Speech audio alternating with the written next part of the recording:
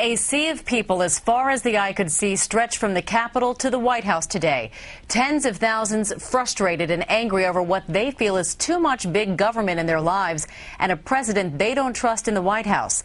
At the same time, President Obama was on the road far from those protests, trying to sell his message on health care in Minnesota. We have it all covered, and we begin on Capitol Hill with NBC's Tom Costello and today's massive rally. Good evening, Tom.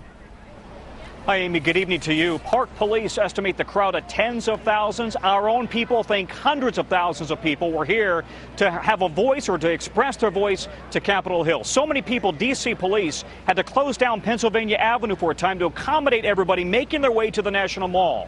Their message: no to runaway government and no to government health care. They came by the tens of thousands, carrying a vast array of protest signs and claiming to represent every state in the union.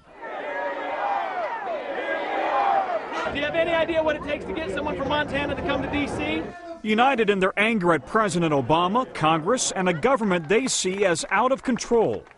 Well, I'm tired of the communism that's in Washington, D.C. We're not right-wing radicals. We are American people. We're just like everybody else out there, and we have something to say. I stand before you an angry man. Jim Anderer came from New York, blaming President Obama's Chrysler bailout for losing his Jeep dealership.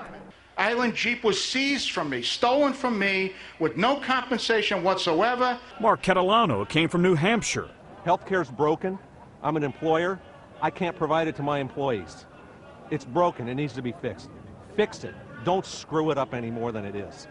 Most of the crowd made up of conservatives and independents with different agendas. I'm scared to death for my country. I believe Obama is running our country into the ground. But united in their distrust of big government and angry at billion and trillion-dollar bailouts and rising debt. They're spending too much money we don't have. They're going to put future generations into debt they'll never get out of. We, the people, have had enough! This rally, organized by a collection of conservative and libertarian groups. Too much power, too little freedom. It is time to restore constitutional government. Almost all echoing a common theme.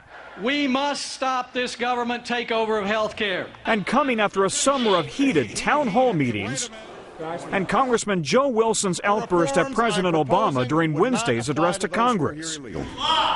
Among today's organizers, former House Majority Leader Dick Armey, now the chairman of conservative action group FreedomWorks. I think if it's necessary, we'll come back next year at this time.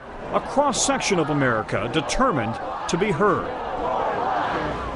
A handful of Republican lawmakers also here today, but the Republican leadership largely wasn't. They met with organizers on Thursday, but by and large, Amy, this was a grassroots reunion, if you will, or an organization that brought so many people here to Washington. Back to you. Tom Costello, thank you.